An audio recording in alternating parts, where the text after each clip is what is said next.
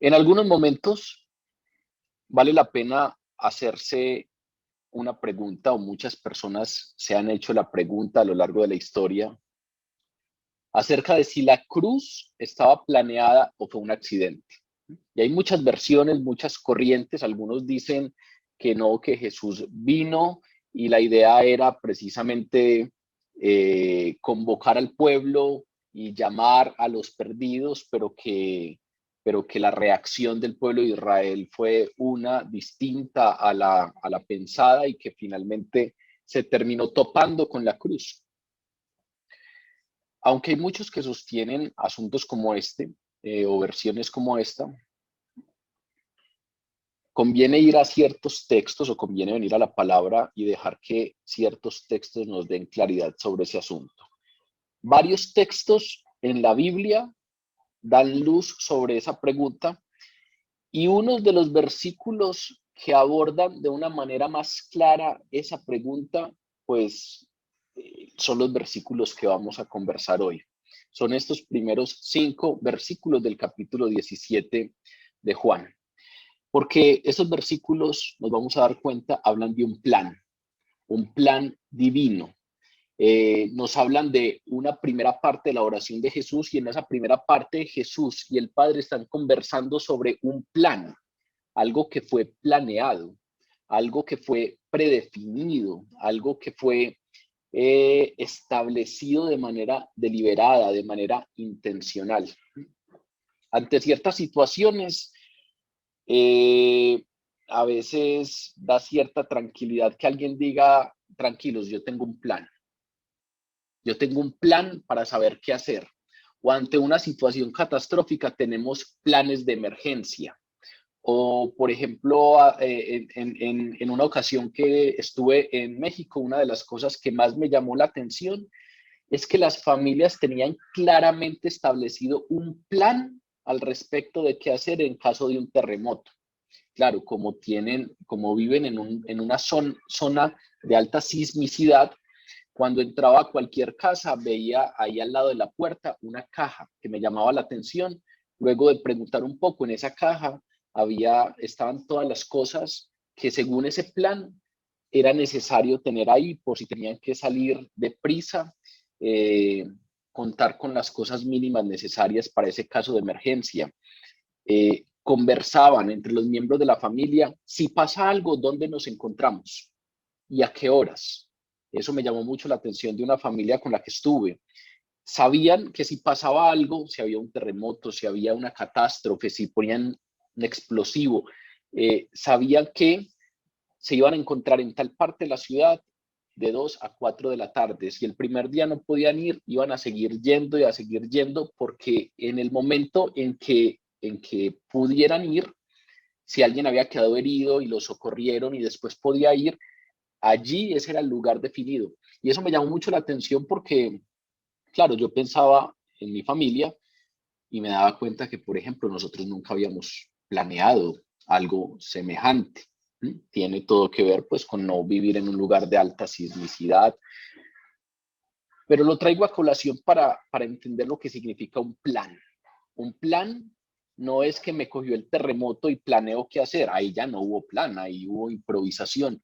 Un plan es que de antemano yo preparo las cosas, de antemano yo reviso qué necesito, de antemano cargo la linterna con pilas porque es muy probable que necesite una linterna, o tengo un silbato o un pito porque es muy probable que lo requiera, o preparo botellones de agua.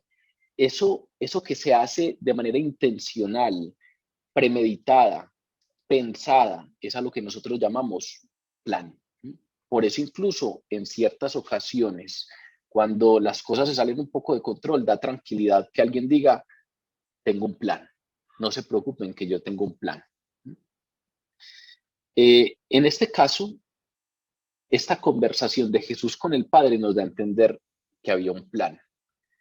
Y entonces, muy seguramente, la redención va a ser entendida de manera distinta y nos va a dar luces distintas y una esperanza distinta cuando entendamos que efectivamente se trata de un plan divino, de algo que fue predefinido. La cruz, según la palabra, no fue un accidente.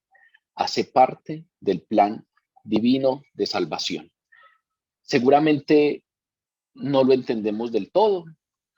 Era impensable para los discípulos. La muerte del Mesías era impensable para los discípulos, aunque era parte esencial del plan divino, del plan eterno de Dios. Jesús se los había dicho claramente. El Hijo del Hombre va a Jerusalén a que lo maten. Según está establecido, Lucas 22:22 dice claramente, el Hijo del Hombre va según lo que está determinado.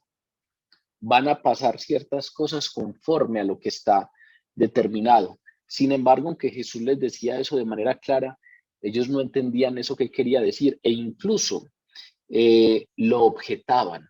No entendían tampoco que lo objetaban. No sé si ustedes recuerdan ese texto extraordinario en el que Mateo nos dice que Jesús comenzó a declararle a los discípulos que era necesario que él fuera a Jerusalén y que padeciera mucho de los ancianos y de los principales sacerdotes y de los escribas, y que era necesario que fuera muerto, que lo mataran, y que era necesario que resucitara al tercer día. Jesús se los anuncia claramente, es necesario que vaya y que sea muerto y que resucite el tercer día. Y ellos, a pesar de que se lo decían de una manera tan clara, lo entendían tan poco que lo objetaban, porque Mateo dice que después de que Jesús dice esto, Pedro lo tomó aparte y comenzó a reconvenirle diciendo, Señor, ten compasión de ti, en ninguna manera esto te acontezca. Pero Jesús, volviéndose, le dijo a Pedro, apártate de delante de mí, Satanás, porque me eres piedra de tropiezo, porque no pones la mira en las cosas de Dios, sino en las de los hombres. Ese es un texto extraordinario que nos da a entender un poco que había algo predefinido, pero que no necesariamente es fácil entenderlo, y que incluso a aquellos hombres que pasaron tanto tiempo con Jesús en su ministerio terrenal, tampoco les era fácil entender, y que incluso lo objetaban. Estos discípulos solamente entendieron que la muerte era parte de un plan y que la muerte era necesaria después de la resurrección.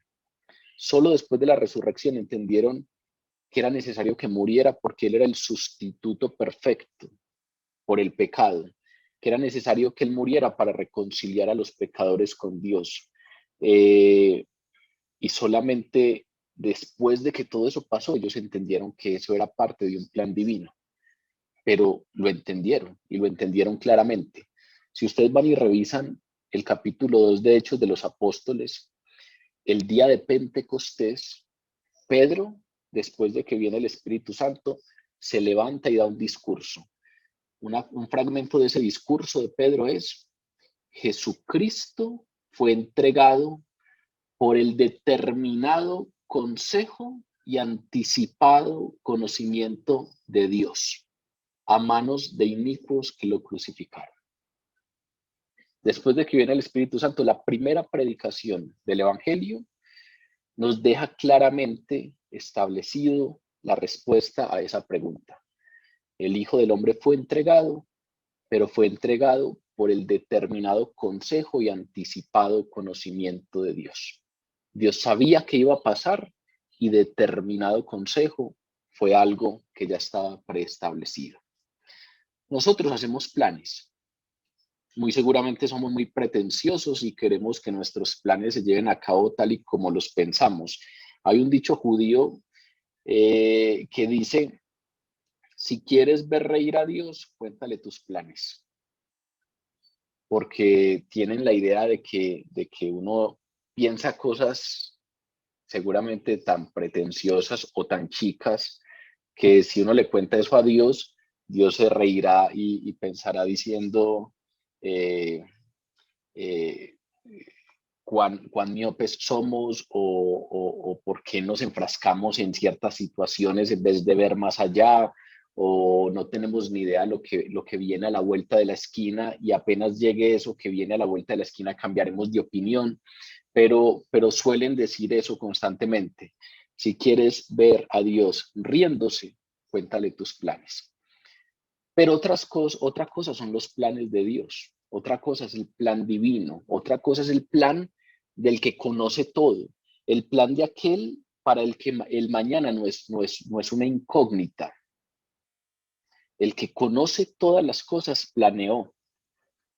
Esa es la razón por la que los profetas pudieron predecir la muerte del Mesías, porque hacía parte de un plan divino. Pero fuera de eso, el hecho de que sea Dios el que lo planeó, es un plan que no es como nuestros planes, que planeamos y se cumplen un poquito, se cumplen más o menos. Yo trabajo en la academia, pero asesorando a empresas de la industria de la construcción, y ahí sí que los planes se cumplen poco. Los programas de obra, cuando uno los revisa después, son planes.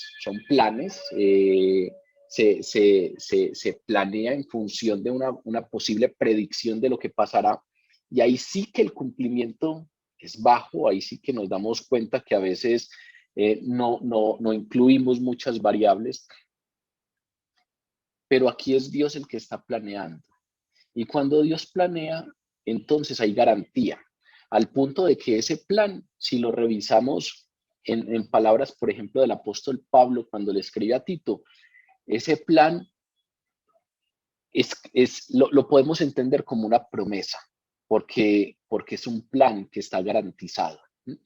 El apóstol Pablo le escribe a Tito, la carta a Tito, capítulo 1, versículo 2 dice: la salvación es la esperanza de la vida eterna, la cual Dios, que no miente, prometió desde antes del principio de los siglos. Vean que eso que solemos decir, Dios lo planeó desde el principio de los tiempos. Para Pablo eso está tan garantizado y es tan claro que se va a cumplir, que él lo entiende como una promesa, y como Dios no miente, es una promesa que se convierte en una plena esperanza. Podemos esperar en ello tranquilamente porque Dios lo ha planeado así, y entonces Dios, que no miente, nos lo ha prometido. Esta oración nos da a entender que Jesús era consciente de que las próximas horas que venían, recuerden que estamos en Getsemaní, en camino a Getsemaní, esas próximas horas que vienen, el arresto ya está ahí a unas horas. Luego, obviamente, vienen los juicios o presentar a Jesús delante de estos tres tribunales, los azotes y toda la flagelación que conduce hasta finalmente la muerte en la cruz. Esas horas duras ya están muy cerquita, pero Jesús en esta oración nos da a entender que Él es plenamente consciente de que las horas que se aproximan habían sido determinadas con antelación de una manera soberana, desde la eternidad, y que tenían incidencia infinita en el futuro eterno nuestro. Con esa idea en la cabeza, con esa plena certeza de que esto no es un accidente, sino que es un plan, Jesús comienza esta oración. Y por eso quise comenzar con esa pregunta, porque es una pregunta que muchos se han hecho a lo largo de la historia. Es una pregunta que usted se puede haber hecho en algún momento o se la puede estar haciendo ahora. Y es una pregunta que conviene también hacérnosla frente a Jesús. Jesús iba a enfrentar los momentos más duros de su ministerio terrenal, el mayor padecimiento. Jesús consideraba que eso era un accidente, que era algo que se había escapado del control soberano de Dios, o tenía claro que Dios tenía todo bajo control y que esto hacía parte del plan divino determinado desde la eternidad. Esta oración nos da ciertas luces al respecto. Leamos el texto entonces y comencemos a estudiarlo con detenimiento. Juan capítulo 17, versículos del 1 al 5. Estas cosas habló Jesús y levantando los ojos al cielo dijo: Padre, la hora ha llegado. Glorifica a tu Hijo para que también tu Hijo te glorifique a ti. Como le has dado potestad sobre toda carne, para que dé vida eterna a todos los que le diste. Y esta es la vida eterna, que te conozcan a ti, el único Dios verdadero, y a Jesucristo, a quien has enviado. Yo te he glorificado en la tierra, he acabado la obra que me diste que hiciese. Ahora pues, Padre, glorifícame tú al lado tuyo, con aquella gloria que tuve contigo antes de que el mundo fuese. La primera parte del versículo 1 la estudiamos hace 8 días. Hablamos acerca de la manera como empieza este capítulo. Estas cosas habló Jesús, de que muy seguramente esa introducción o esa manera de conectar estas cosas habló Jesús, pues nos traen a la cabeza de inmediato cuáles cosas habló Jesús, y esas cosas a las que se refiere son todo el discurso de despedida, ese discurso de consuelo que dio a sus discípulos en el versículo 14, 15 y 16, dando a entender pues que esto se debería interpretar a la luz de esos 3 versículos y como parte de ese discurso de despedida.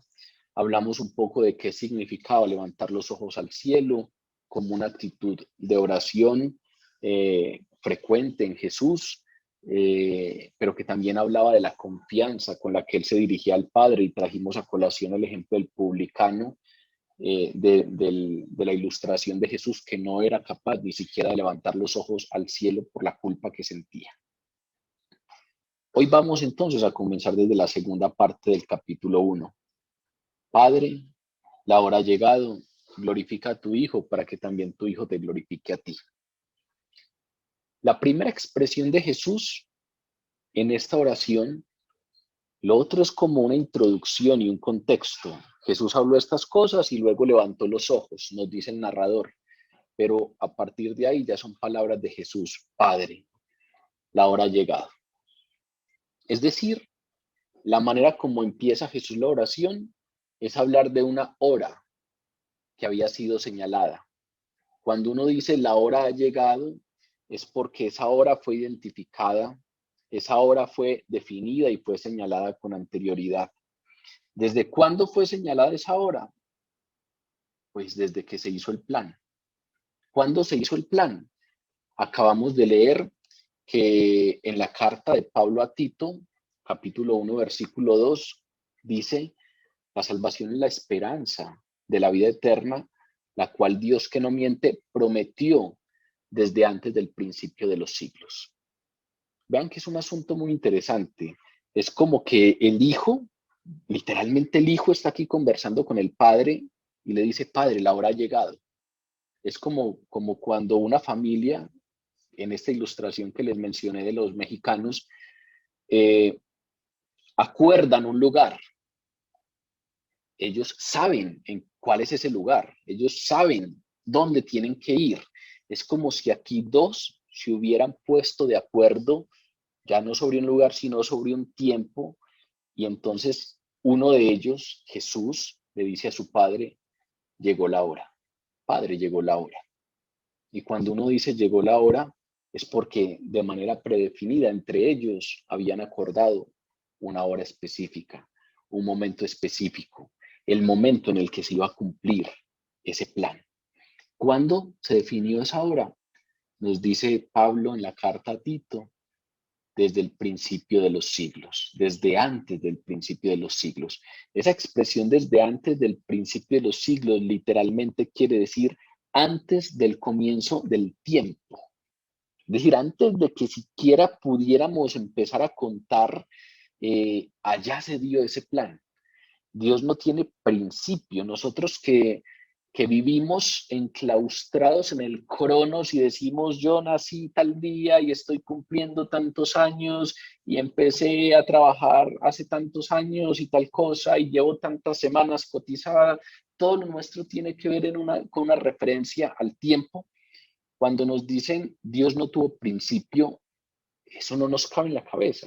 No tuvo principio, es que existe desde antes del comienzo del tiempo. Eso es lo que literalmente nos están diciendo. Y como no había nadie junto a ese Dios triuno, ese Dios que es trino, pero que es uno solo, necesariamente esa promesa o ese acuerdo se hizo para sí mismo. Como lo indica la oración de Jesús que estamos estudiando en este capítulo, la promesa o ese acuerdo que se dio ahí se hizo entre un miembro de la Trinidad y otro. No había nadie más. Antes del comienzo del tiempo, solo estaba el Dios uno y trino. Y entonces ese acuerdo se dio entre dos personas de la Trinidad, el Padre y el Hijo. Como prueba de amor, del amor infinito por el Hijo, el Padre nos dice el Apocalipsis. Apocalipsis en el capítulo 19 nos da ciertas luces frente a esto. El Padre en su amor infinito le prometió al Hijo una esposa. En el capítulo 19 de Apocalipsis, la iglesia es presentada como la esposa del Hijo, como la esposa del Cordero. Esa esposa es la compañía de los pecadores redimidos que honrarían y glorificarían al Hijo por siempre. La iglesia que es presentada como esposa es precisamente aquella compañía que se le da al Hijo para que sea honrado por ellos y para que sea glorificado por toda la eternidad. Si ustedes revisan esto a la luz del Apocalipsis que acabamos de mencionar, eso trae una idea muy interesante, y es que los creyentes son un regalo del Padre al Hijo. Y si venimos con esa idea en la cabeza, que no sé si en algún momento lo habían pensado, pero si venimos con esa idea de que los creyentes son un regalo del Padre al Hijo, entonces empieza a tener un poco más de sentido cuando leemos que Jesús oraba de esta manera: Padre, glorifícame tú al lado tuyo con aquella gloria que tuve contigo antes de que el mundo fuese. He manifestado tu nombre a los hombres que del mundo me diste, que tuyos eran y me lo diste. Con eso vamos a terminar hoy, con el capítulo, versículo 5 de este capítulo, pero si adelantándonos leemos el 5 y el 6, es como si ahí ya empezáramos a entender que efectivamente son un regalo del Padre para el Hijo. Glorifícame al lado tuyo con la gloria que tuve antes de que el mundo fuese. He manifestado tu nombre a los hombres que tú me diste del mundo. Tuyos eran y tú me los diste y han guardado tu palabra. Pero fuera de eso, si nos adelantamos un poco más y vamos al versículo 24 de esta oración, también vamos a encontrar que ahí Jesús dice: Padre, aquellos que me has dado, aquellos que me has regalado, quiero que donde yo estoy también ellos estén conmigo, para que vean mi gloria que me has dado, porque me has amado desde antes de la fundación del mundo. Vean que por eso es que se le llama a esto el lugar santísimo de las Escrituras, porque es una conversación entre dos miembros de la Trinidad que nos está hablando de cosas que fueron planeadas, que fueron concertadas desde antes de que el tiempo fuese. Tú me has amado desde antes de la fundación del mundo y quiero que estos que tú me regalaste estén conmigo donde quiera que yo esté para que vean la gloria que tú me has dado. Esas son cosas impresionantes que nos permiten empezar a entender esa idea de los creyentes como regalo. Y entender a los creyentes como un regalo nos da también una idea fuerte frente a nosotros mismos. Entendernos como un regalo para el Hijo, para el Cordero, lo primero a lo que nos llevaría es a entender que nosotros, pecadores, no nos salvamos porque seamos dignos de salvación. No nos salvamos porque la merezcamos. Y a veces en ese punto la gente o todos convenimos un poco. Sí, ninguno merece la salvación porque todos somos pecadores. Pero entonces viene el otro punto y decimos, ninguno la merece pero hay algunos que hemos sido más sabios que otros para escogerla. Pero entender la iglesia como un regalo al Hijo, lo primero que da, la primera noción que da es que los pecadores, ningún pecador se salva, ni porque sea digno de salvación, ni porque sea muy sabio para escogerla, sino porque el Padre los lleva con amor al Hijo, con el propósito de entregarlos como un regalo. Detrás de eso también hay una verdad que es maravillosa, a la vez que aleccionadora, a la vez que nos trae una enseñanza fuerte, y es que nosotros no necesariamente somos el centro. Dios obviamente es el centro, pero incluso cuando pensamos en la redención, a veces solemos ponernos a nosotros en el centro. Él nos amó tanto que entregó a su Hijo único para que por nosotros muriera, y eso es verdad, y ese amor no disminuye una sola onza por lo que voy a decir. Pero entender esto de lo que estamos hablando implica que los creyentes son secundarios en el ámbito del plan divino, que esto es un asunto que se fraguó antes del inicio de los tiempos y que la principal preocupación del Padre es el honor del Hijo, que Él ama y desea ver glorificado, e igualmente la principal preocupación del Hijo es el honor y la gloria del Padre. Y de eso nos habla la primera parte de esta oración. Padre, la hora ha llegado. Llegó el momento del plan. Glorifica a tu Hijo para que también tu Hijo te glorifique a ti. La gloria y la honra que el Padre desea para el Hijo y que el Hijo desea para el Padre son medulares, importantes en el plan divino.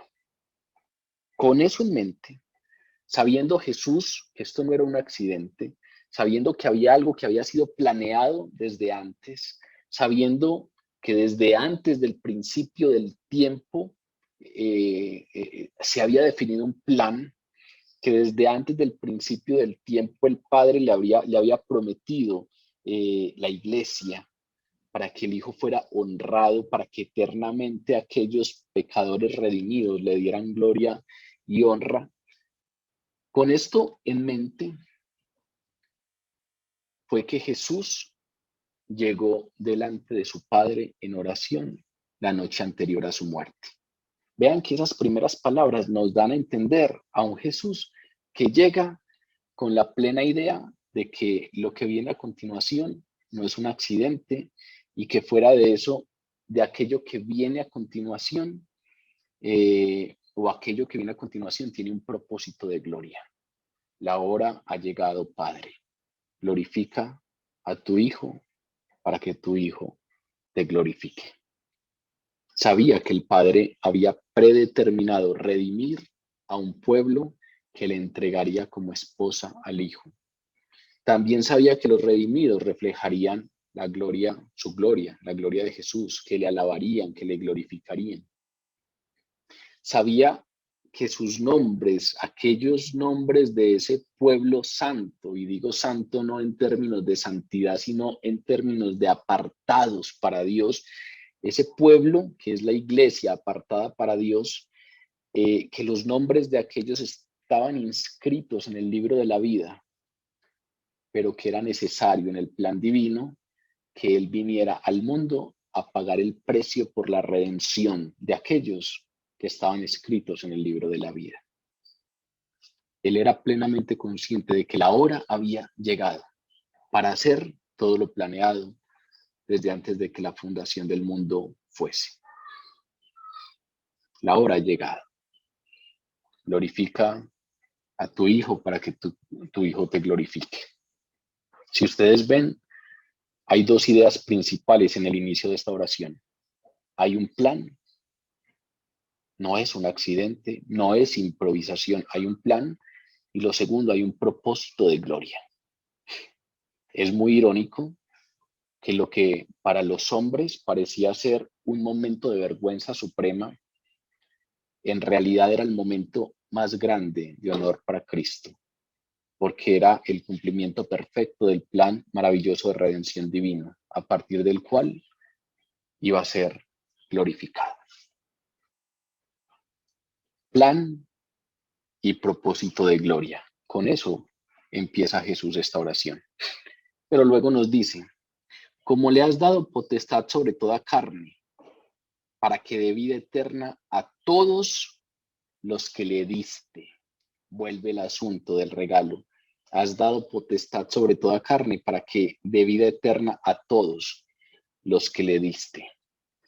Si ustedes leen ese versículo nos está hablando de un derecho que el Hijo posee, de un derecho o una potestad que le fue dada. Es decir, estamos hablando de autoridad.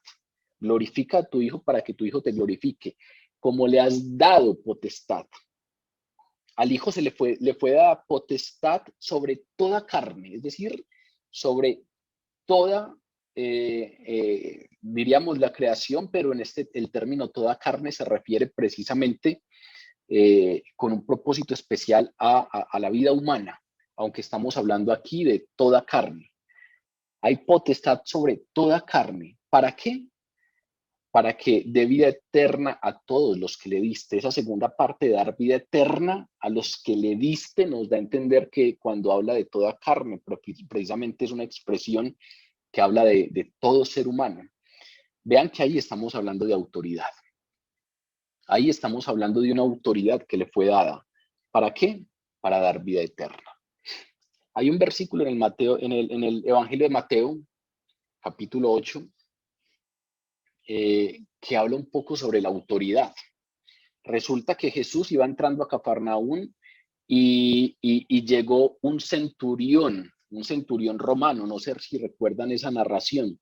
Él iba entrando a Cafarnaún y salió un centurión romano y le rogaba diciéndole, Señor, tengo un criado que está postrado en casa, es paralítico y está gravemente atormentado por esa enfermedad. Y Jesús le dijo, yo iré y le sanaré. Pero este hombre, centurión, tenía una noción de autoridad. Él sabía que era la autoridad. Y entonces no se quedó tranquilo con que Jesús le dijera, yo iré y le sanaré, sino que le respondió, Señor, yo no soy digno de que entres en mi casa. La expresión que solemos repetir en la Eucaristía. Yo no soy digno de que entres en mi casa. Solo di una palabra y mi criado se sanará. Porque yo también soy un hombre bajo autoridad. Y cuando me dicen que haga algo, lo tengo que hacer. Y tengo bajo mis órdenes soldados. Y cuando le digo a este, ve, él va. Y cuando le digo al otro, ven, viene. Y si le digo a uno de mis siervos, haz esto, lo hace. Y termina el texto diciendo que al oír esto, Jesús se maravilló y le dijo a todos los que le seguían, de cierto os digo que ni aún en Israel he hallado tanta fe.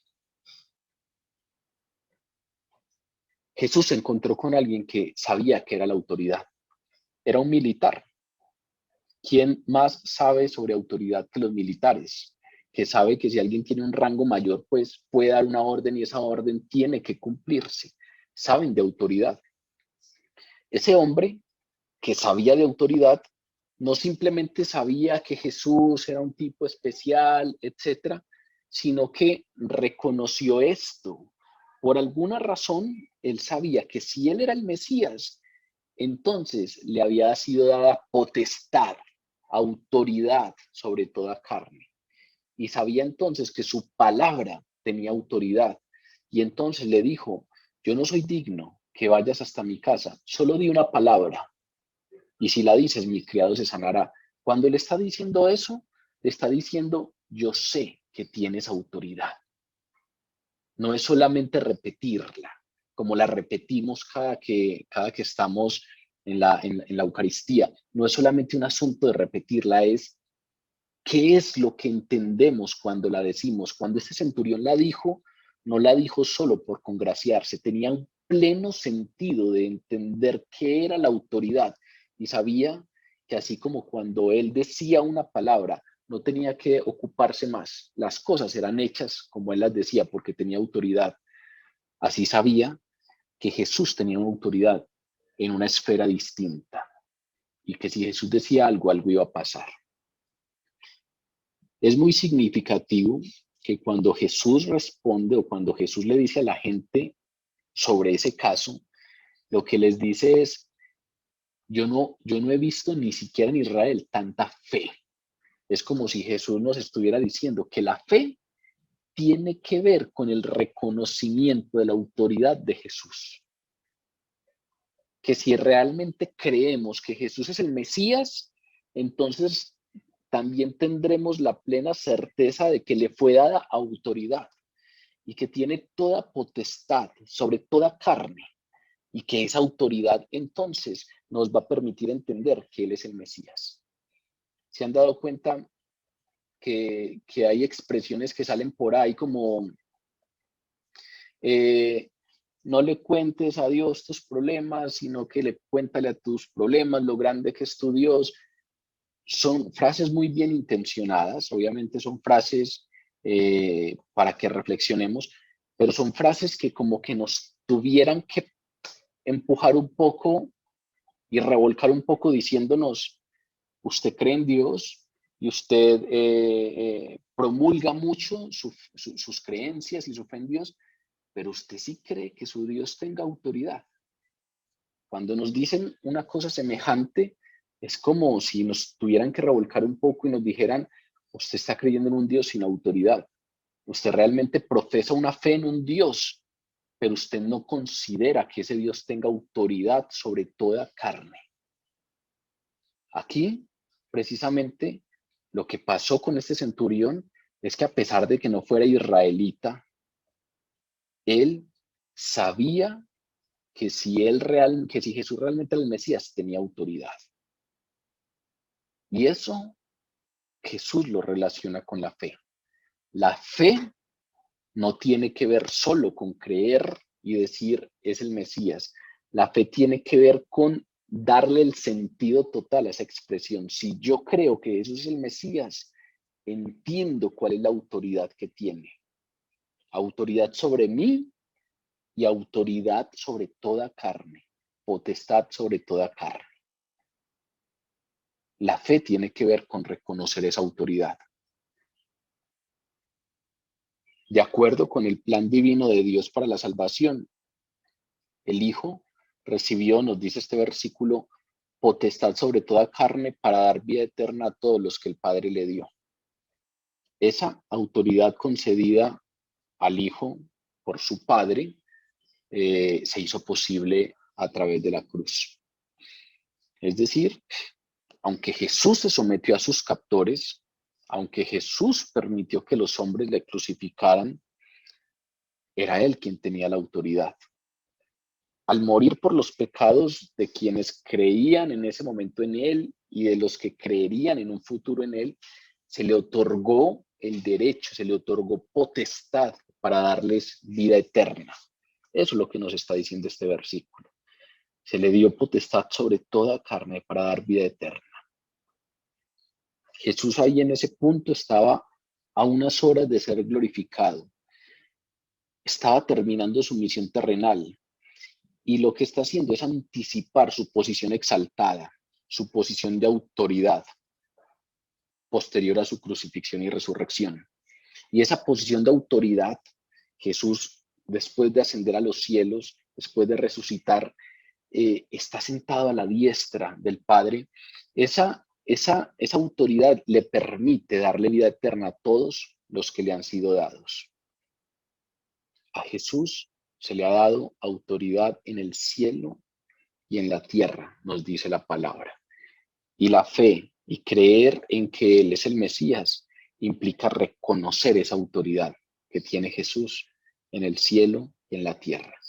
No sé si recuerdan que lo estudiamos hace ya muchos meses, pero cuando estábamos en el capítulo 5 de Juan, en algún momento estudiamos que incluso al Hijo se le había dado autoridad para juzgar. Capítulo 5, 27 dice, porque como el Padre tiene vida en sí mismo, así también ha dado al Hijo el tener vida en sí mismo y también le dio autoridad para hacer juicio por cuanto es el Hijo del Hombre. El juicio, el juzgar, es una autoridad que le ha sido dada al Hijo. Autoridad que en este caso tiene un propósito. Está autorizado para, tiene potestad para. Lo que nos dice este texto es que esa potestad que le fue dada sobre toda carne es para dar vida eterna a los creyentes. Ese es el tema central del Evangelio de Juan, que Jesucristo es la fuente de vida eterna. Tiene la autoridad para dar vida eterna a los creyentes. Ese es el propósito del Evangelio de Juan. Cuando lleguemos al capítulo 20, versículo 31, se los voy a leer aquí. Juan nos dice, ¿para qué escribió todo esto? Estas cosas se han escrito para que creáis que Jesús es el Cristo, el Hijo de Dios, y para que creyendo tengáis vida en su nombre. Ese es el propósito del Evangelio, entender que Jesús tiene autoridad para dar vida eterna. Esa autoridad Jesús la manifestó de muchas maneras en su ministerio terrenal. Esa autoridad que el Padre le dio, Él la mostró durante ese ministerio de todas las formas. Las enseñanzas que hacían tenían esa autoridad. Recuerden ese texto que les he dicho que tanto me sorprende, cuando los policías del templo fueron enviados para que le arrestaran y Jesús estaba predicando en público, y luego esos policías llegaron delante de las autoridades judías y las autoridades le dijeron, ¿por qué no lo trajeron? Y la respuesta de uno de ellos fue, nunca ningún hombre ha hablado con tal autoridad. Nunca ningún hombre ha hablado como él habla. Si ustedes leen el Sermón del Monte, las bienaventuranzas, dice la palabra que Jesús predicó las bienaventuranzas y al final de ese sermón la gente estaba maravillada porque hablaba como quien tiene autoridad, no como los fariseos y los escribas. Las enseñanzas de Jesús mostraban su autoridad, la autoridad que le había sido dada, las sanidades, los exorcismos, los demás milagros de Jesús hablaban de esa autoridad.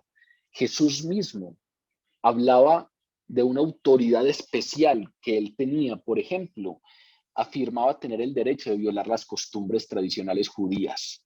Lo acusaban por el día de reposo y él decía, es que el Hijo del Hombre, Señor del día de reposo.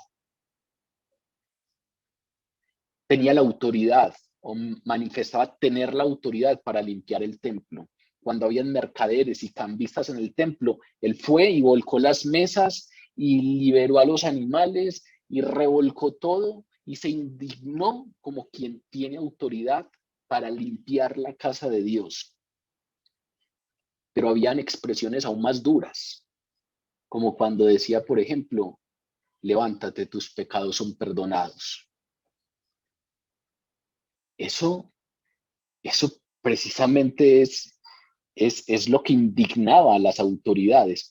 ¿Cómo este tipo viene a decir tus pecados son perdonados, sabiendo que eso solo es potestad de Dios? Pues es que él tiene la autoridad. Él manifestaba tener la autoridad aún para perdonar pecados y para ofrecer salvación en nombre propio. Autoridad para recibir adoración de otros. Autoridad para juzgar al mundo. Ese fue el gran problema con las autoridades judías.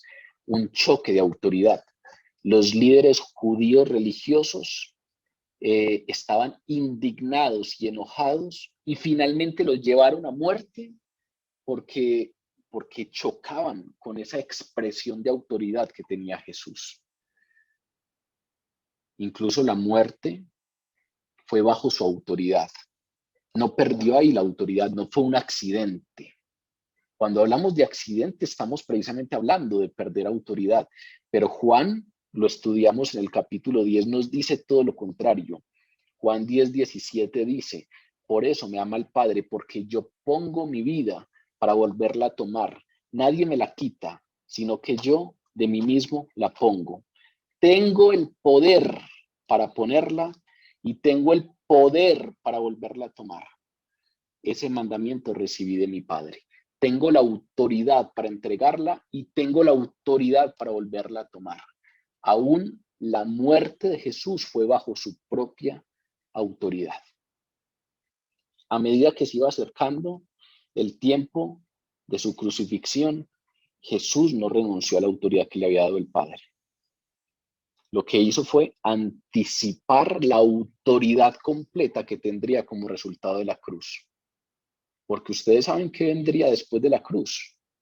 Nos dice Pablo en la carta a los Efesios que después de la resurrección, Jesús ascendería al cielo, donde su Padre lo sentaría a su diestra en los lugares celestiales, sobre todo principado y autoridad y poder y señorío, y sobre todo nombre que se nombra no solo en este siglo, sino también en el venidero, y sometió todas las cosas bajo sus pies y lo dio por cabeza sobre todas las cosas a la iglesia. Ya tenía autoridad, pero después de la crucifixión, resurrección y ascensión, fue puesto por su Padre a su diestra en los lugares celestiales, sobre todo principado y autoridad y poder y señorío. Esto precisamente que nos están diciendo Jesús en este versículo, no solamente nos da una idea de cuál es la autoridad de Jesús, sino que también nos da una idea de que Él es el que tiene autoridad para dar vida eterna por medio de su cruz. Y ese mensaje, aunque a veces sea impopular, aunque a veces sea poco bien recibido, ese mensaje conlleva la idea de la exclusividad del mensaje del Evangelio. Es decir, cuando profundizamos en este versículo y en todo lo que acabamos de mencionar y entendemos la autoridad que le fue dada y entendemos la iglesia como un regalo y entendemos que Él vino precisamente a pagar el precio por esa redención de quienes estaban escritos en el libro de la vida, pues entendemos cosas que ya se nos han dicho, pero que a veces no son fáciles de entender, y es que solo a través de Él puede recibirse la vida eterna. Aquí Jesús lo está recalcando, como le has dado potestad sobre toda carne para que dé vida eterna a todos los que le diste. ¿Quién tiene autoridad para dar vida eterna? Solo Él. Eso no es un mensaje nuevo. En el capítulo 14 de Juan lo estudiamos con uno de los yo soy de Jesús, cuando Él dice yo soy el camino, yo soy la verdad, yo soy la vida. No solo se queda ahí, sino que complementa la frase diciendo nadie viene al Padre sino por mí. Muchos pueden ofrecer que hay otros caminos, muchos pueden ofrecer vida eterna, muchos pueden, amparados en otras ideologías o ideas distintas del amor y la misericordia, mostrar caminos paralelos. Pues lo que nos dice el Evangelio es que solo el Hijo tiene autoridad para conceder vida eterna. Juan el Bautista lo dice de manera muy clara. También lo estudiamos ya hace mucho tiempo, capítulo 3 de Juan Evangelista, Juan Apóstol. Juan el Bautista, allí en el capítulo 3 de Juan, lo dice, el Padre ama al Hijo y todas las cosas ha entregado en su mano. El que cree en el Hijo tiene vida eterna, pero el que se rehúsa a creer en el Hijo no verá la vida, sino que la ira de Dios está sobre él. Juan el Bautista, aunque su mensaje fuera impopular, aunque no fuera del todo bien recibido, aunque generara peros y contradicciones, era tajante y claro. El Padre ama al Hijo y ha entregado todas las cosas en su mano. El que cree en Él tiene vida eterna y el que no cree en Él no verá la vida, porque no hay otro camino. Solo al Hijo se le ha dado potestad para dar vida eterna. ¿Qué es eso que ofrece? ¿Qué es eso de la vida eterna que ofrece Jesús?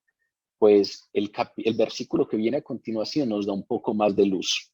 El versículo 3 nos dice, y esta es la vida eterna, nos va a explicar qué es eso que ofrece, qué es eso que, que, que, que puede dar, porque tiene la potestad para darlo. Y esta es la vida eterna, que te conozcan a ti, el único Dios verdadero, y a Jesucristo, a quien has enviado. Tiene autoridad de dar algo, pero no sabemos del todo qué es. Y ahora nos están diciendo claramente que esa autoridad es para dar vida eterna. Ayer me estaba viendo un documental sobre unos taitas en el Amazonas, aquellos chamanes que toman plantas y hacen bebidas y bueno, todo esto que se ha popularizado tanto. Eh, y el documental mostraba cómo precisamente eso se ha vuelto muy comercial y que hay muchos extranjeros que en medio de este mundo tan competitivo, este mundo de tanto estrés, de tanta conectividad, como hay muchas personas que están saliendo de ese mundo ultra industrializado y se están yendo precisamente para allá, para el Amazonas, queriendo buscar allí solución a ciertos problemas de estrés, a ciertos problemas de depresión. Precisamente el documental habla sobre un joven que tal vez tenía todos los parámetros de éxito que nosotros nos planteamos, estudió en las mejores escuelas de Estados Unidos y por su trayectoria académica precisamente le vendría una exitosa trayectoria profesional, pero en medio de esa carga excesiva por sus compromisos académicos, entró en una fuerte depresión y la psiquiatría convencional pues no tuvo mucha respuesta y se fue para el Amazonas. Pero me llamó mucho la atención un pedacito que mencionaba uno de estos supuestos chamanes. Decía que se había vuelto algo muy comercial que extranjeros llegaran allá queriendo buscar solución a sus problemas, pero, pero decía, la gente quiere encontrar una sustancia que se tomen y se acaben todos los problemas por arte de magia. La gente quiere encontrar una sustancia que se tomen y sin ellos trabajar mucho en el asunto, las cosas empiecen a fluir y las cosas empiecen a salir diferente. En otras palabras, estaba diciendo, la gente no viene buscando una manera diferente de ver la vida. La gente viene buscando soluciones a unos problemas que tienen en su mundo occidental, transaccional, y vienen buscando la solución desde esa misma idea transaccional que produjo el problema. Vienen buscando solución desde las mismas escalas de valoración. Vienen buscando solución desde los mismos parámetros de éxito y bienestar. Y cuando ese hombre decía eso, obviamente desde unas ideas con las que no comulgo, pero cuando ese hombre decía eso, fue inevitable que viniera a mi cabeza la frase de Pablo que decía, es necesario que cambie tu manera de pensar para que cambie tu manera de vivir. Cambia tu manera de pensar para que cambie tu manera de vivir. Y mientras ese chamán decía eso, pensé que en muchas ocasiones nosotros hacemos lo mismo con Dios. Que así como hay alguna gente que vaya buscando tomarse una sustancia que le solucione los problemas, pues no quieren cambiar de vida, no quieren cambiar de escalas de valoración, ellos quieren solucionar sus problemas para ser exitosos, quieren solucionar sus problemas para poder tener lo que en sus parámetros de bienestar significa estar bien, o al menos eso decía este chamán. No deje de pensar que en muchas ocasiones nosotros hacemos lo mismo con Dios, que nosotros venimos a los pies de Dios, también estamos en un contexto ya muy diferente. Así como quienes van al Amazonas ya están en un contexto muy distinto y se sienten diferente y con menos carga porque ya pues no son tan acicalados para vestirse y demás. Así nosotros cuando venimos delante de Dios estamos en un contexto diferente porque vamos a un grupo o nos congregamos en una iglesia y algunas cosas de nuestro contexto cambian, pero a veces seguimos pensando igual y medimos el éxito de la misma manera y medimos que nos vaya bien en la vida de la misma manera como lo medíamos antes de llegar a ese contexto. Y lo único que queremos es lo que el mundo da, pero lo queremos a través de Dios. Buscamos a través del mundo el trabajo que siempre quise, el sueldo que siempre quise, la persona que siempre quise, la salud que siempre quise, y a veces venimos acá y lo que queremos es eso mismo, pero lo queremos a través de Dios. Y es más o menos lo que decía este chamán. La gente viene buscando lo mismo que quiere allá, lo que pasa es que lo quiere encontrar acá y quiere encontrarlo de la misma manera como se originó el problema. Lo que Jesús ofrece es vida eterna. Aquí es lo que nos está diciendo ese versículo.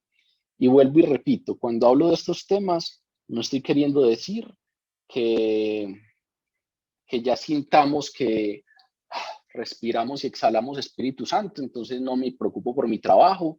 No, la palabra nos lleva a eso, la palabra nos lleva a ser responsables en el trabajo.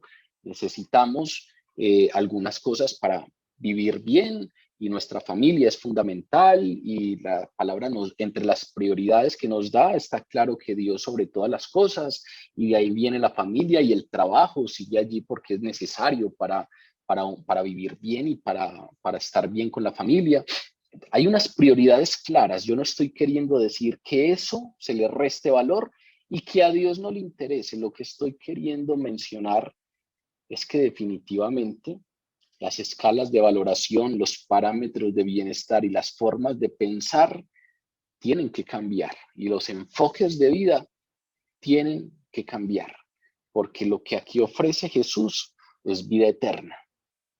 Y muchas veces, precisamente para que los grupos se llenen y para que las iglesias se llenen, nosotros salimos a decirle a la gente que todo eso que ha buscado en el mundo y no lo ha encontrado, venga acá y va a tener todo eso que desea del mundo. Es decir, no deseamos a Dios, deseamos lo del mundo, pero ahora lo deseamos a través de Dios porque se nos presentó como posibilidad. Así como a algunos se les presentan soluciones a través de un viaje al Amazonas y lo toman porque lo que quieren es la solución a su problema. Aquí hay un ofrecimiento claro y es vida eterna. Con eso tendríamos que plantear algo claro y es que ya dijimos que a pesar de las afirmaciones pluralistas pues que la cultura religiosa contemporánea tiene, la vida eterna solo la ofrece Dios, Jesús, el Hijo, pero solo la ofrece a quienes conozcan al único y verdadero Dios. ¿Qué es esta vida eterna? Que te conozcan a ti. Ese asunto, lo primero que nos da a entender es, la salvación no es un asunto denominacional, que a veces entonces nos la pasamos en confrontaciones de si los evangélicos sí se van a salvar y si los cristianos de tal denominación sí se van a salvar o si es el catolicismo. Lo primero que nos dice aquí la palabra es, la garantía de la salvación no viene por denominación. La vida eterna es que te conozcan a ti, el único y verdadero Dios. Entonces en esta oración, en estos escasos versículos que llevamos de esta oración ya Jesús ha declarado claramente, primero, que Él es el único que tiene autoridad para dar vida eterna y que esa vida eterna solo se le da a quienes conozcan al único y verdadero Dios. Y ese conocer al único y verdadero Dios solo es posible a través de Jesucristo, a quien el Padre ha enviado. Ese conocer es una palabra griega que no implica conocimiento intelectual, sino una relación de amor íntima y profunda. Todo esto que nosotros estudiamos los lunes no significa conocer a Dios en los términos de redención de los que estamos hablando. Lo que sí significa es que encontrarnos con su palabra y encontrar lo que ha hecho por nosotros y entender su plan de salvación nos lleva a venir más confiadamente a conocerlo a través de la palabra y a conocerlo en su presencia. Pero ese conocer de ninguna manera tiene una connotación intelectual. pero el conocimiento intelectual sí puede abrirme a entender, a partir de entender cómo Él me ha amado, abrirme a venir con Él, a la presencia de Él con más confianza, a entregarme totalmente, a entender su autoridad y entonces someterme a esa autoridad, lo cual no quiere decir que tenga que entender esto para hacerlo. Puede venir alguien que no sepa y como ese centurión romano, que muy seguramente no sabía el Antiguo Testamento, si le hubieran preguntado por Elías no tenía ni idea quién es, si le hubieran preguntado por Moisés no tenía ni idea quién es, pero supo que era autoridad y se sometió. El conocer del que estamos hablando aquí es esa relación íntima y profunda de amor. Pablo lo declaró claramente a los líderes judíos. En ningún otro hay salvación, porque no hay otro nombre bajo el cielo dado a los hombres en que podamos ser salvos. Solo Jesús. Y eso que da Jesús, pues esa vida eterna que da Jesús es ese conocimiento de Dios. ¿Qué significa esto? Que la esencia de la vida eterna es la participación en la vida de Cristo. Es que Él participe en esa unión eterna y bendita en mí, que yo participe en Cristo en esa unión eterna y bendita. Es decir, es la vida de Dios en el alma del hombre. Recuerdan que esa es una de las promesas claves que hace Dios, que hace Jesús en este versículo, en este discurso de despedida. Juan 14:15, la promesa del Espíritu Santo. Si se vuelven a leer ese texto que lo leí, que lo estudiamos hace poco, recordarán que allí encontramos que a través de la presencia del Espíritu Santo, Jesús les está prometiendo que aunque se iría en términos físicos, que aunque ya no estaría ahí físicamente con ellos, no los dejaría huérfanos. Juan 14:18, no los dejaré huérfanos, vendré a ustedes. Y en todo lo que sigue a continuación, promete la presencia del Espíritu Santo y a través del Espíritu Santo la presencia del Hijo y la presencia del Padre. Es decir, el que tiene el Espíritu Santo tiene la vida de Dios morando en él. Y eso genera ciertas cosas. Por ejemplo, genera paz, genera amor, genera gozo, porque tienen la vida de él, del Hijo, en ellos. Esa paz y ese gozo no viene de tener lo que el mundo da, no viene de tener lo que el mundo da a través de Dios, viene de tener a Dios. Esa es la vida predeterminada por Dios para los redimidos.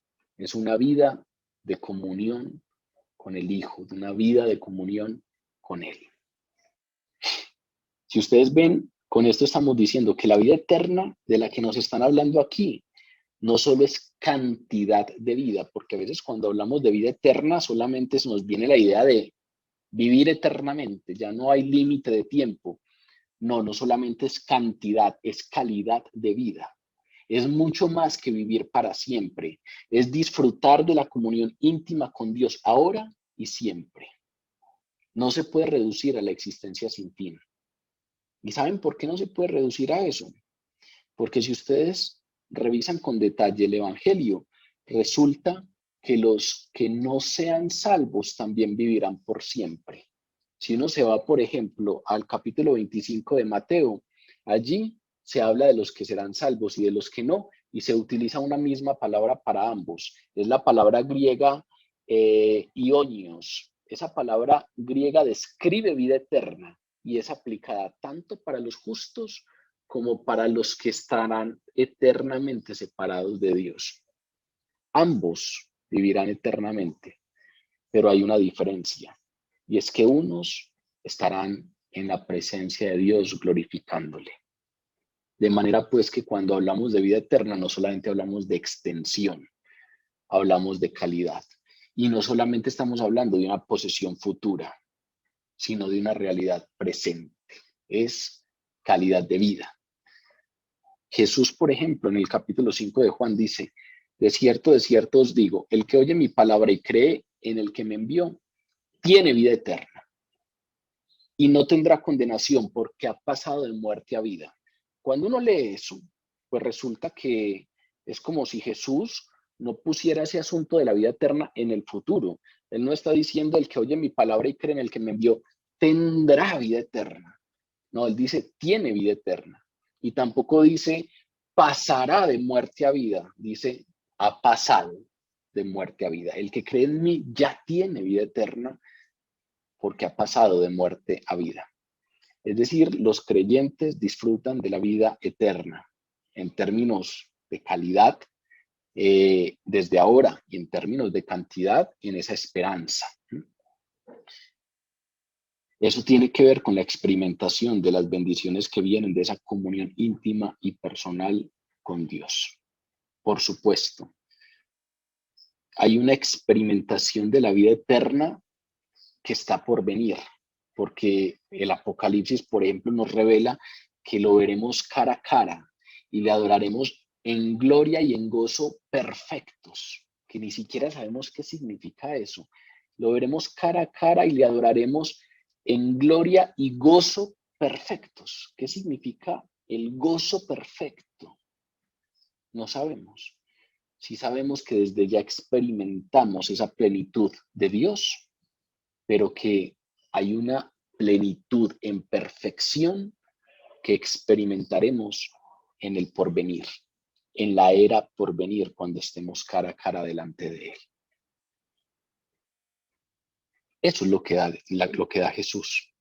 Le fue dada potestad y autoridad para dar eso, para a través del Espíritu Santo morar en nosotros y que eso genere una plenitud en nosotros diferente, la experiencia y la habitación de Dios en nosotros, y obviamente eso lleva a una manera distinta de pensar y de concebir la existencia a partir de parámetros diferentes.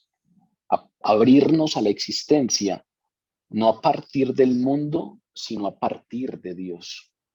No desde el enfoque del mundo, sino desde el enfoque de Dios.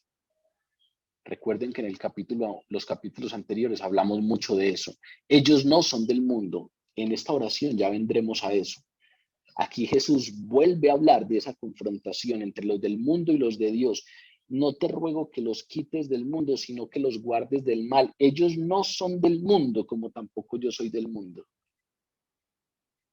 Y la reflexión a través de este documental que vi ayer era precisamente como si a veces nosotros quisiéramos jugar a ser de Dios y estando en esta orilla, siguiéramos buscando lo del mundo, entendiendo los acontecimientos a partir del mundo, abriéndonos a la existencia a partir del mundo, concibiendo la vida a partir del mundo, teniendo parámetros de bienestar en función del mundo, pero decimos ser de Dios. Cambia tu manera de pensar. El habitar de Dios en nosotros no es solo un camino distinto para obtener lo que el mundo ofrece. Eso tiene que tener una repercusión mayor porque estamos hablando del que tiene autoridad sobre toda carne. Por eso Jesús relaciona la autoridad con la fe. Ahora, el versículo 4 nos dice: yo te he glorificado en la tierra, he acabado la obra que me diste que hiciese. En este versículo es como si Jesús nos diera algo más de claridad.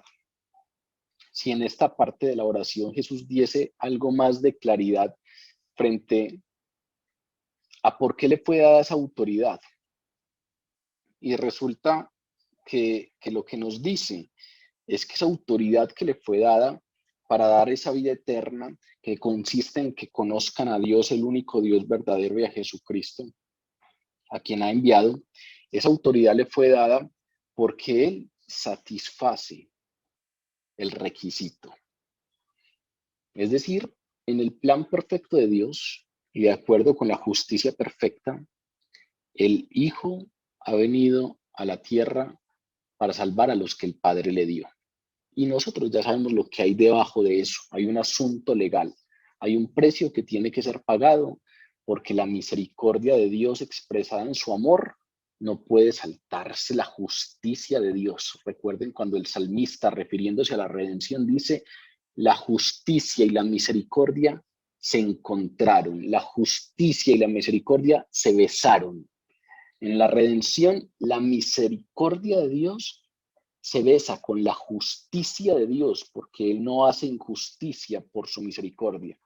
Se extiende en misericordia, pero paga el precio justo que había que pagar para satisfacer la justicia divina por los pecados cometidos.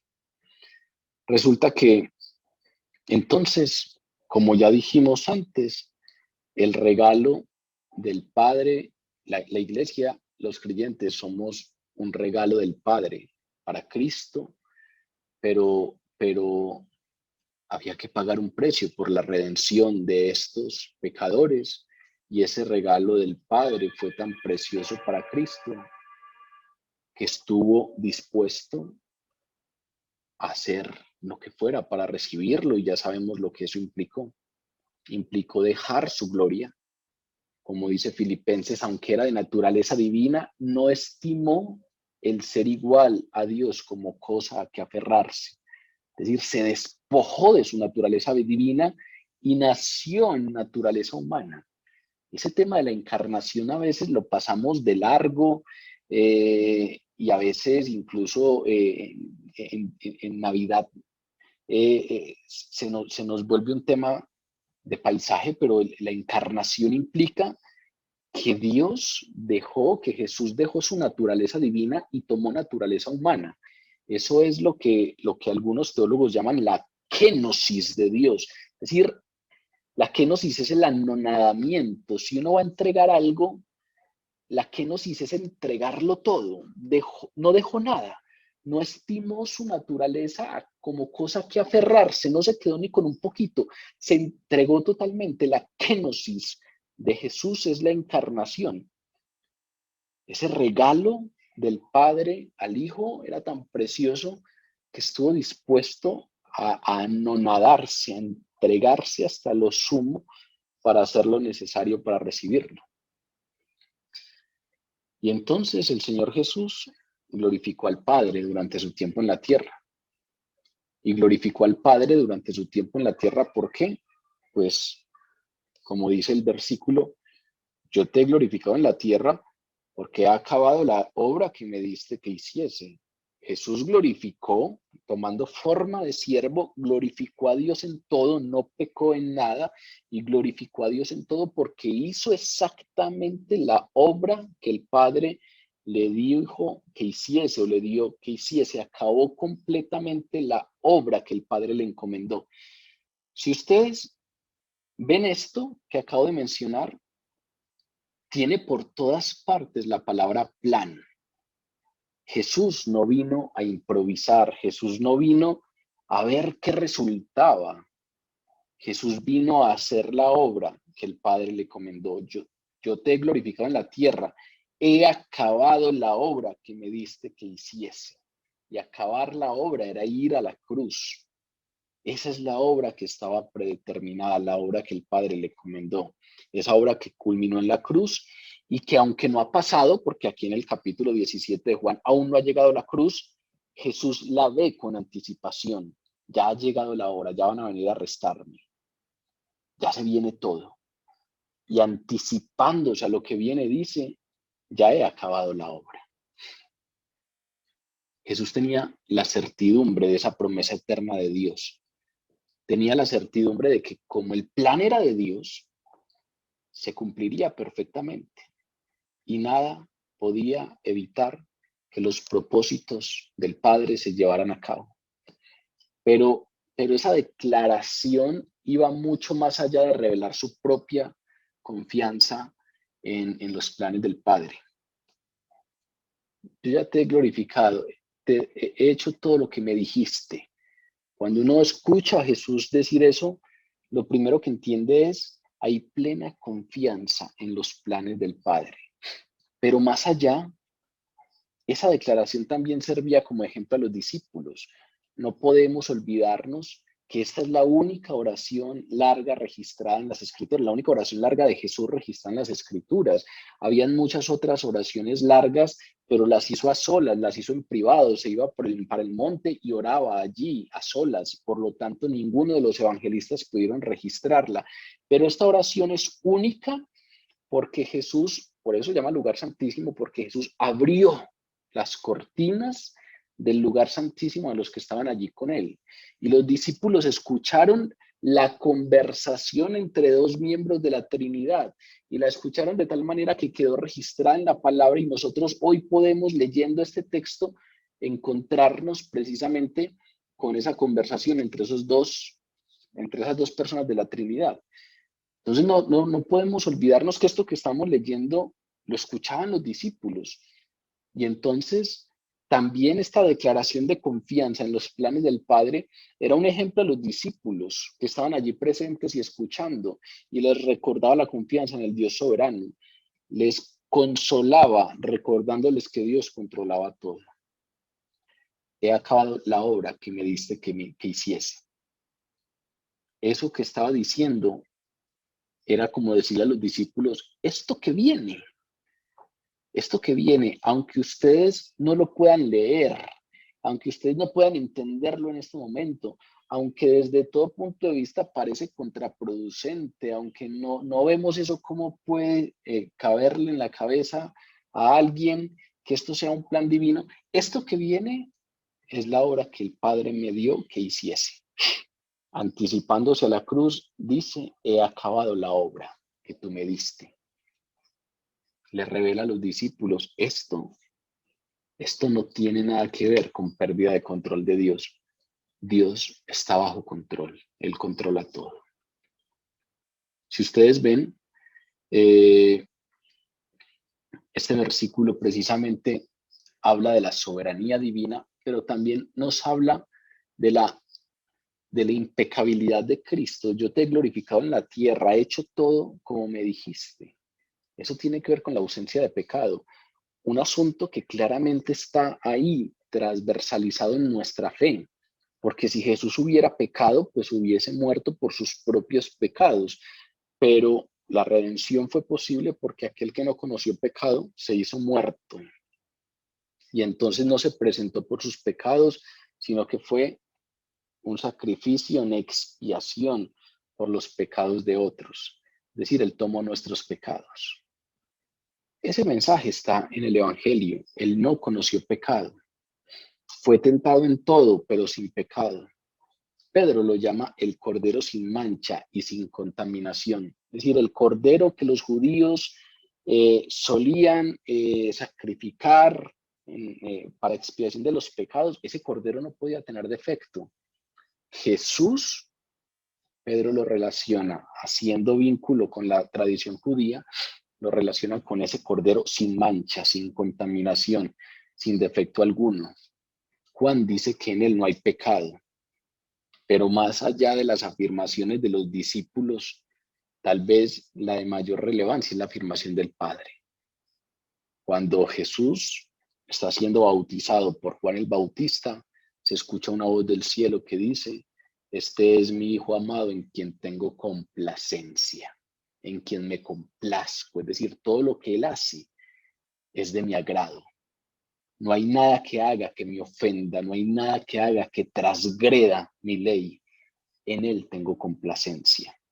Hay una afirmación del Padre de la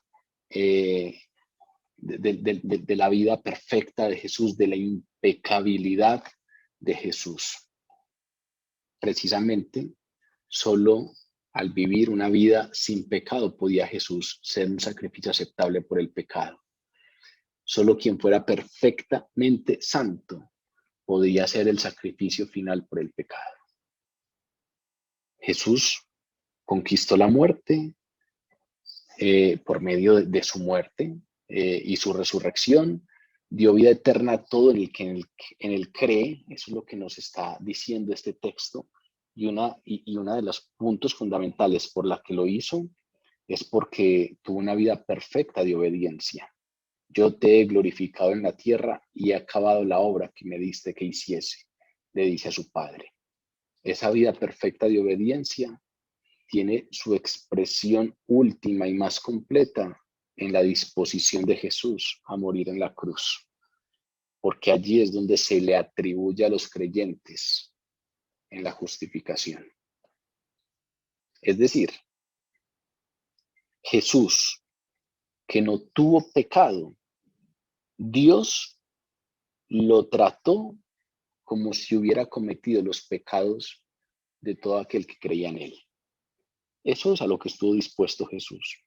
Aunque él no cometió ningún pecado, Dios lo trató como si hubiera cometido los pecados de todos los que en él creían y creerían. Él cargó con todo el pecado.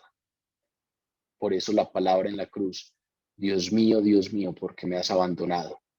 Es esa, lo que dijimos en estos días, es esa contradicción de Dios abandonándose a sí mismo, pero es la manifestación clara del trato de Dios a aquel que no cometió pecado, como si hubiera cometido todos esos pecados de aquellos que en él creerían. Y fue tratado así para que los creyentes, para que usted y yo, aunque pecadores y aunque injustos, pudiéramos ser tratados como si hubiéramos vivido una vida perfecta, como si hubiéramos vivido la vida perfecta de Cristo. Hoy usted en algún momento puede entrar en oración y levantar su oración delante del Padre y tener la plena confianza de que usted es bien recibido delante del Padre. Puede tener la certeza de que el Espíritu Santo habita en usted. Y eso a veces también se nos vuelve paisaje, se nos vuelve folclore y se nos vuelve algo que nos acostumbramos a ello, pero no sabemos qué es lo que hay detrás de eso. Lo santo y lo profano no pueden convivir. Usted tiene aceptación delante del Padre y es hijo adoptivo del Padre y adoptiva del Padre y tiene al Espíritu Santo morando en usted, y eso es que usted está siendo tratado como si hubiera vivido la vida perfecta de Cristo, aunque usted es pecador y aunque usted es injusto, porque precisamente eso significa ser justificado. Pagaron nuestro precio, el precio de nuestro pecado, y fuimos justificados. Y ahora somos tratados como si fuéramos justos. Somos tratados como si tuviéramos una vida plenamente justa, aunque sabemos que somos injustos. ¿Y sabe eso por qué se puede dar? Solo porque el que era justo, el que no conoció pecado, fue tratado por Dios como si hubiera cometido los pecados que usted y yo cometemos. Eso que acabo de mencionar, que es el centro de la redención cristiana, no es una interpretación propia, no es una interpretación que le estemos dando a este texto específico, es la interpretación clara de la redención cristiana. Segunda de Corintios 5:21 dice lo mismo con otras palabras. El Padre por nosotros lo hizo pecado. ¿A quién? A Cristo. Por nosotros lo hizo pecado, para que nosotros fuésemos hechos justicia en él. Al que no cometió pecado, el Padre por nosotros lo hizo pecado, para que nosotros, que somos injustos, fuésemos hechos justos. De eso se trata la vida eterna. El regalo que son los creyentes que le entrega el Padre al Hijo, era necesario que se pagara un precio. Y el Hijo estuvo dispuesto a entregarse completamente para pagar ese precio. Y ese entregarse implicaba que aunque tenía una vida completa de obediencia, fue tratado como si fuera un pecador. Murió por nosotros, expiando nuestros pecados, para que nosotros que somos pecadores seamos tratados como justos, para que seamos justificados, no por nuestra propia justicia, sino porque su sangre limpia todos nuestros pecados. Finalmente, el capítulo 5 dice, el versículo 5 dice: ahora pues, Padre, glorifícame tú al lado tuyo, con aquella gloria que tuve contigo antes de que el mundo fuese. Ya había llevado todo a cabo. La vida de obediencia de Jesús en este ministerio terrenal estaba llegando a su culmen. Ya venía la semana, el momento de la pasión, el arresto, los azotes, la crucifixión. Ya había llevado todo a cabo. Jesús se anticipa a todo eso y dice, ya culminé la obra. Ahora pues, Padre, glorifícame al lado tuyo, con aquella gloria que tuve contigo antes de que el mundo fuese. Llevo todo a cabo conforme al plan predeterminado de Dios. Y habiéndolo hecho, Jesús sabía que sería exaltado al lugar donde había estado antes de la encarnación. Aunque era de naturaleza divina, no estimó el ser igual a Dios como cosa que aferrarse. Ahora, habiendo culminado el plan perfecto de Dios, volvería a ese lugar que tuvo desde antes de la fundación del mundo. Con esa exaltación a la vista, con esa exaltación en gloria próxima. Sabía que venía la cruz, pero él no veía la cruz, sino que veía lo que venía después de la cruz. Sabía que volvería a la gloria. Por eso es que unos versículos antes leímos en el capítulo 16, ahora voy al que me envió y ninguno de vosotros me pregunta, ¿a dónde vas? Antes, porque os he dicho estas cosas, he llenado de tristeza vuestro corazón. Los discípulos veían la ausencia. Jesús es como si no estuviera viendo la cruz, sino que viera la gloria que venía. Vuelvo al que me envió, vuelvo a la diestra del Padre. Tenía esa gloria ahí a la vista. Con esa exaltación a la vista, Jesús expresa su deseo de regresar a la gloria en el cielo. Le pide al Padre que lo glorifique a su lado, con aquella gloria que habían compartido desde antes de que el mundo fuese. Esa gloria que Juan nos expresa, esa comunión íntima en gloria que Juan nos expresa en el primer y segundo versículo de este evangelio. Cuando comenzamos hace ya más de un año a estudiar este evangelio, los primeros dos versículos que estudiamos nos hablan precisamente de esa gloria que tenía Jesús al lado del Padre antes de que el mundo fuese. En el principio era el Verbo, el Hijo. En el principio era el Verbo y el Verbo era con Dios. Esa expresión, el verbo era con, significa literalmente cara a cara con. El verbo estaba cara a cara con. En el principio, el verbo era el verbo y el verbo estaba con Dios. El verbo era con Dios. El verbo estaba cara a cara con Dios y el verbo era Dios. Este era en el principio con Dios. Desde antes de la fundación del mundo, el verbo, el Hijo, es Dios y está con Dios. Se encarnó, se anonadó, pero ahora ve esa gloria próxima, ve ese regresar a la gloria al lado del Padre próximo. Y lo que está aquí expresando es su deseo de regresar a la gloria al lado del Padre. Ahora pues, Padre, glorifícame tú al lado tuyo con aquella gloria que tuve contigo antes de que el mundo fuese.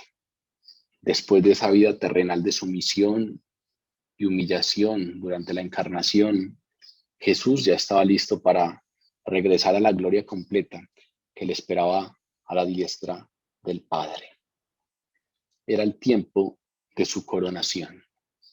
Esa coronación que describe Pablo en la carta a los Filipenses, capítulo 2, versículo 9, por lo cual Dios también le exaltó hasta lo sumo y le dio un nombre que es sobre todo nombre, para que en el nombre de Jesús se doble toda rodilla de los que están en los cielos y en la tierra y debajo de la tierra, y toda lengua confiese que Jesucristo es el Señor, para la gloria del Padre. Esa es la gloria que Jesús tiene a la vista y que aquí expresa ese deseo de estar allí, de recuperarla.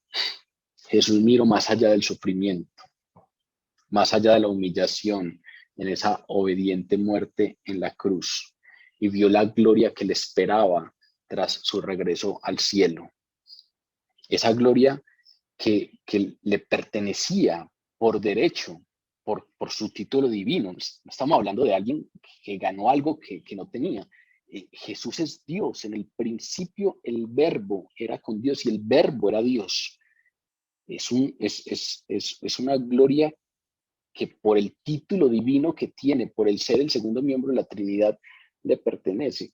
Pero también es una gloria que le pertenece por derecho, por su misión perfecta, pues se había sometido al Padre a la perfección.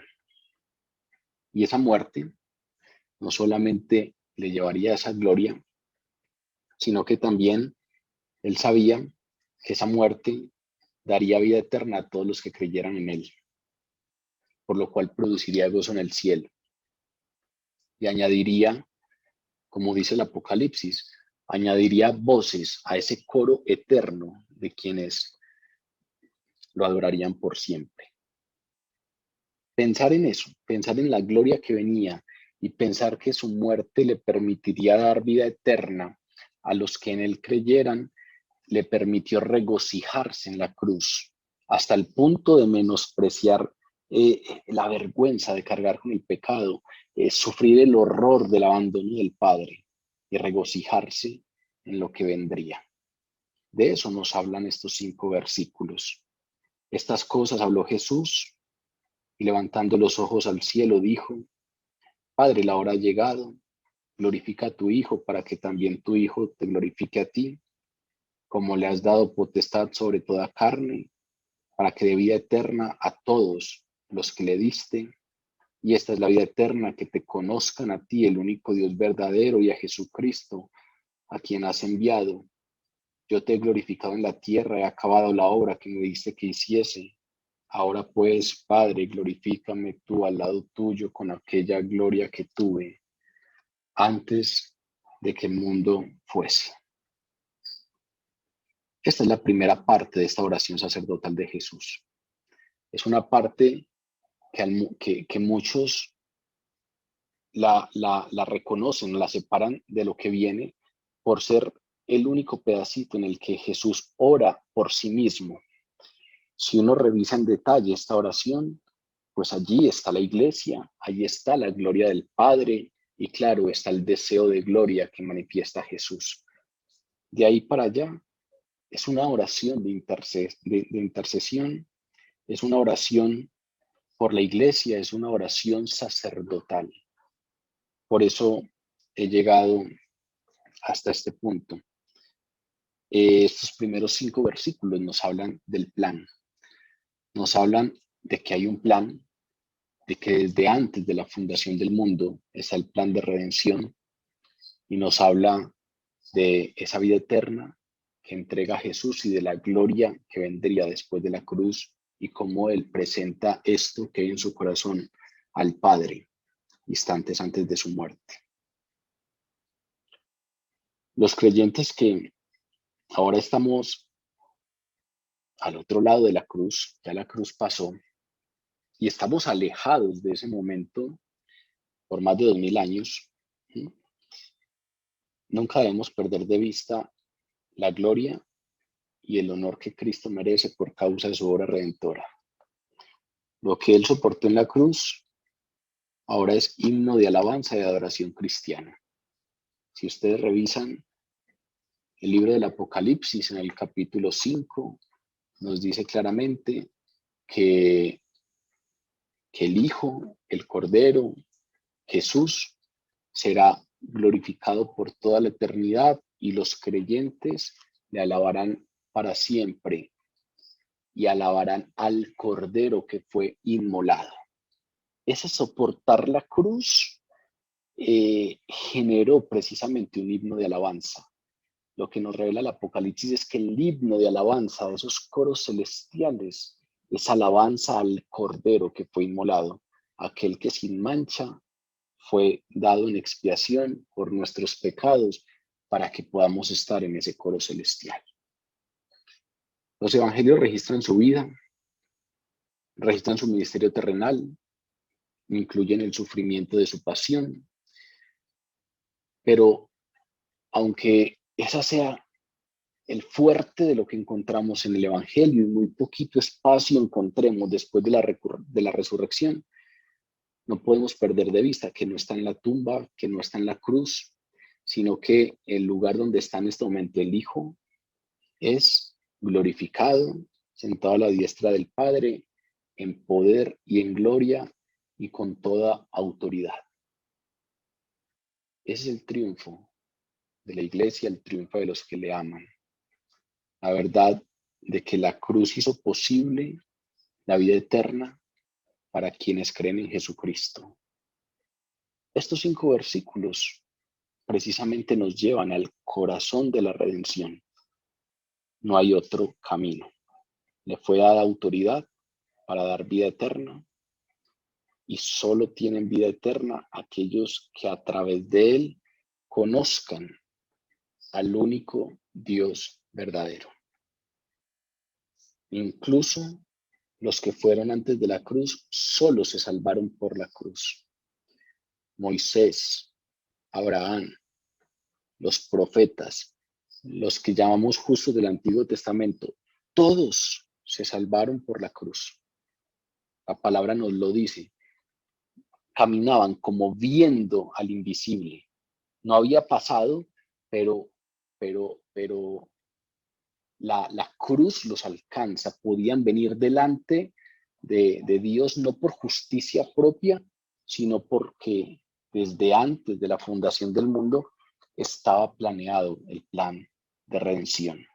Sin la cruz no hay salvación por el pecado de nadie en ninguna época. No es que en el Antiguo Testamento se salvaban de otra manera, no. La cruz tuvo un momento cronológico, pero es el plan desde antes de la fundación del mundo. Y nadie se salva si no es por la cruz.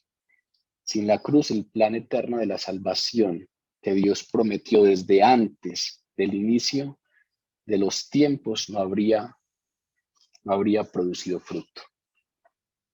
Es por eso que a todos los que somos cristianos, estas verdades que conversamos hoy nos deberían llevar precisamente a decir las mismas palabras que dijo Pablo en la carta a los Gálatas. Lejos esté de mí gloriarme, sino en la cruz de nuestro Señor Jesucristo, por quien el mundo me es crucificado y yo al mundo.